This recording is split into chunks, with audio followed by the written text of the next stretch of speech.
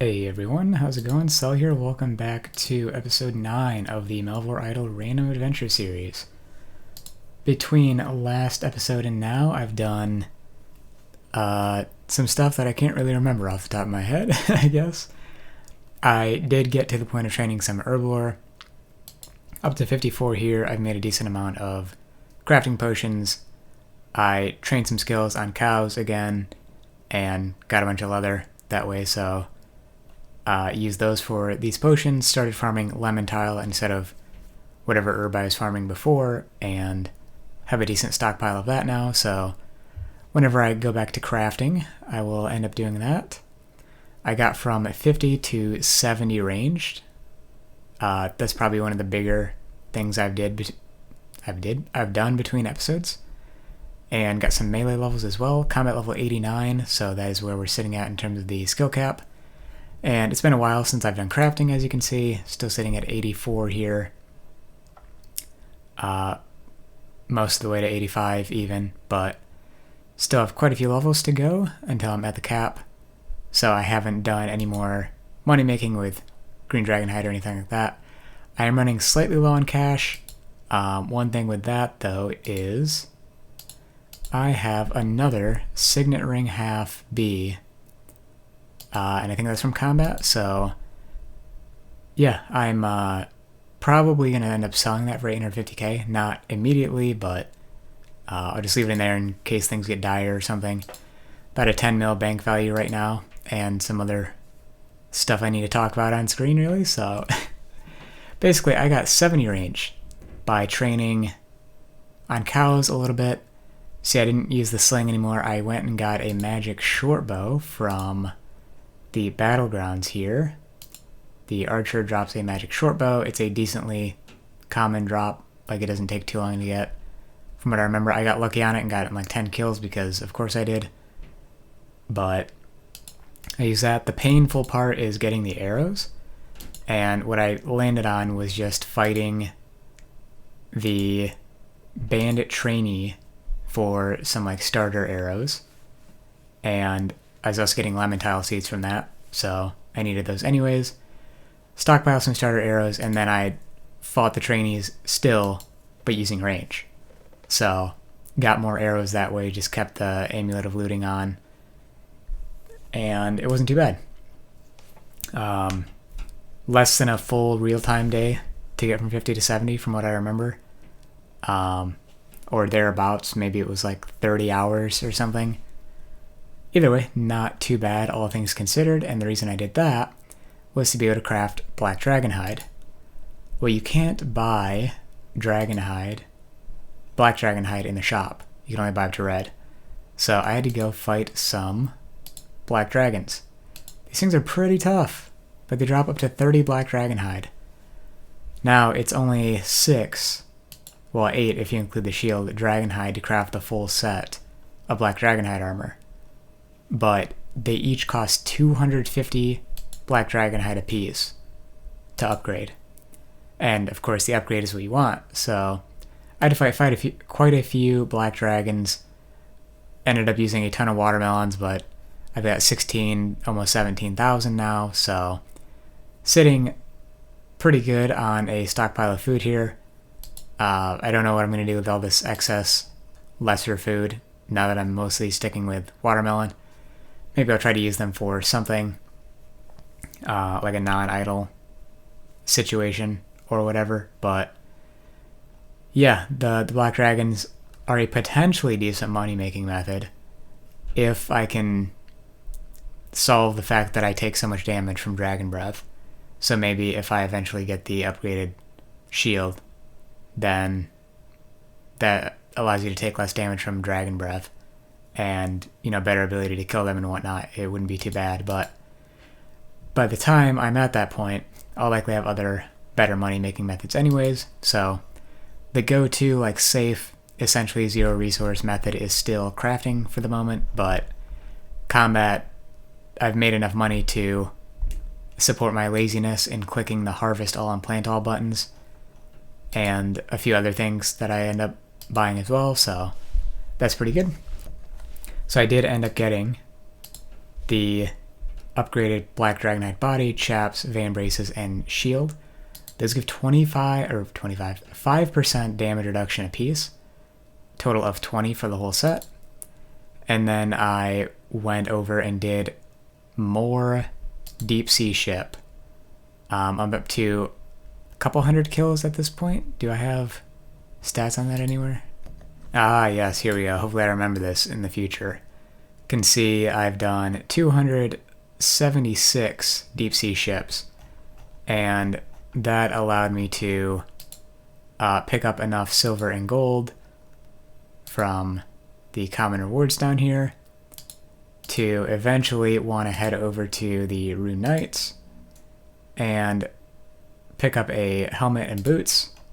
Wasn't specifically going for those, they're just the first ones I got, and was able to upgrade the helmet.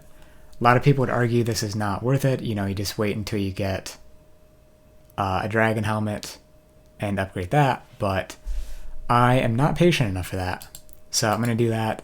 I will probably end up going back to deep sea ship. With my current gear setup, it uses very little food, like surprisingly little food. And once I upgrade boots, that'll be even more so the case. So pretty happy with that.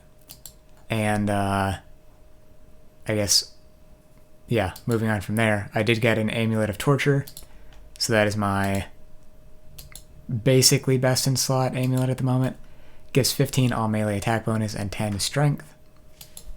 Pretty hefty there, considering my next best stuff is probably crafted items.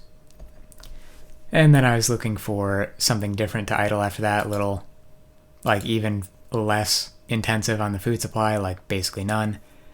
And I'm like, hey, this seems like a decent time to just get some combat XP from doing Undead Graveyard. Maybe go for the Bone Necklace, that's a completionist drop.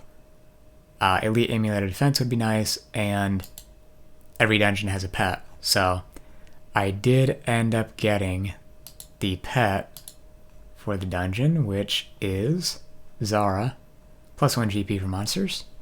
Every bit helps. And literally just as I logged into the game a few minutes ago to start the recording, I got the defense pet, which is a crazy good pet. I've got a lot of the combat pets so far.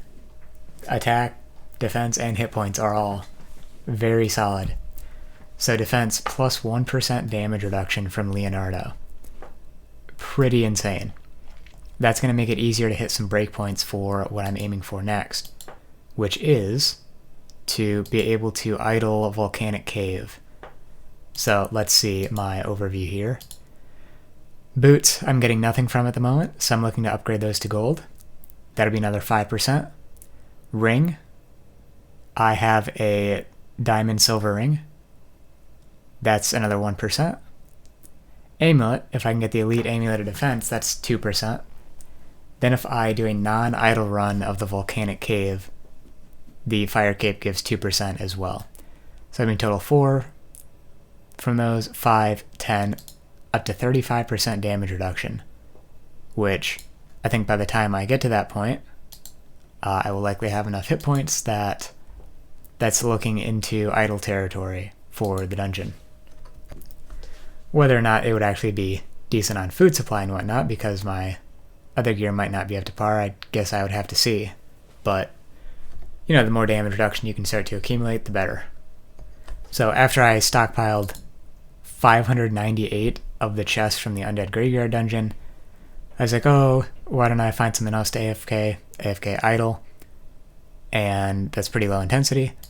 And I settled on the wet monsters because they can also drop gold bars. Those are always nice at the moment. Extra food, good as well. A lot of the stuff I already have stacked in the bank, so it's not going to take up too much space. And I'm like, oh yeah, Amulet of Defense. If I get 100 of those, I can make the Elite Amulet. I forgot I was trying to get the Elite Amulet from this, and I wanted to save the big opening for the video. So I'm going to sell a bunch of stuff that I don't really need anymore. I did end up selling a lot of this, even though I just talked about how the food is potentially good, but that was before I realized how broke I am for bank space, as always. So yeah, let's call it there. 8 bank spaces. This might be painful. I don't know how much of this I have in my bank actually. Decent amount, I think, so probably have to do multiple batches here. 2 bone necklaces. Okay, so the bone necklace and the elite amulet of defense are both 1 in 571, I think. I've opened 25 chests and I got 2 of these things.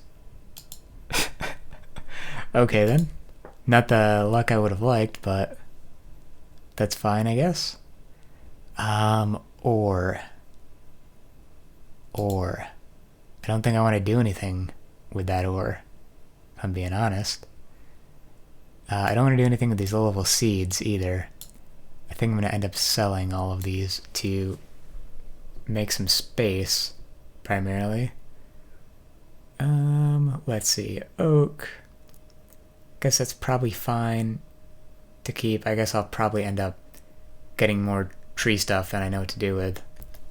I'm trying to consider keeping shields and battle axes for when I can finally train summoning. Let's see here. Yak isn't for a while, is it? Yeah, level 65. And summoning's going to be painful to train, even with a few additional skill unlocks, I think. I believe, I looked into this, I think it's literally impossible for me to train summoning right now. Because there are only 2 things at level 1. One of which requires woodcutting, so I can't do it. Goblin Thief requires daggers. I don't think I can fight anything that drops a dagger I can use. Unless... No, you can only use like the mainline smithable daggers. And as far as I know, there's nothing in combat areas or in the dungeons I can actually do that will drop a dagger of any kind. Yeah, I don't think so. So, I guess it's probably, therefore, pretty foolish to keep the shields or the battle axes, even though they could potentially help me train summoning. So I guess I'll get rid of those first. Clear up some space that way. We did get an elite amulet of defense, okay, and another bone necklace, okay. The luck is kind of insane on this one. Solve some more stuff here. It's kind of the process when you don't have much bank space, but hopefully don't have to do this too many more times.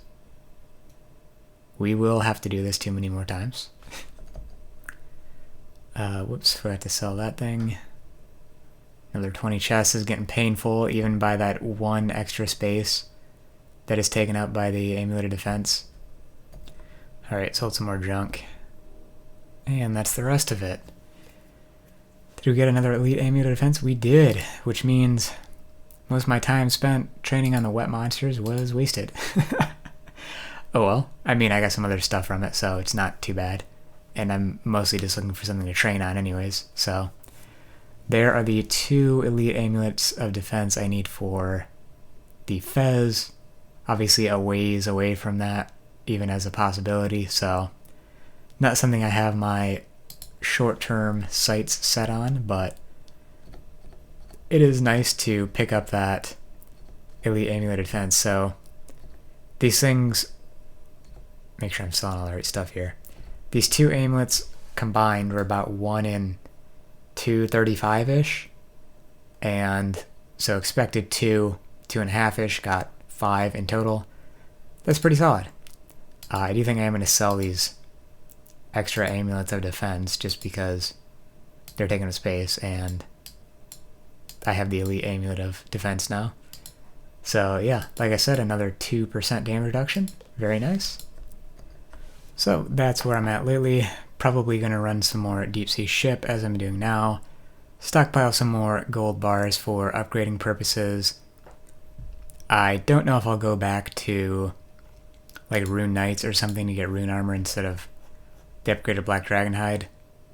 I kind of don't see a point. I don't know how it compares defensively, but I think between the time spent getting the rune armor and the upgrade materials for it and whatnot, I'd rather just stick with the Black DI body and try to idle the Volcanic Cave once I get some gear upgrades with that. One thing I forgot that I needed is tier 3 of the auto eat, and our next skill is at 25 mil. auto eat is at 20 mil. So, a decision has to be made because they're in the ballpark of each other.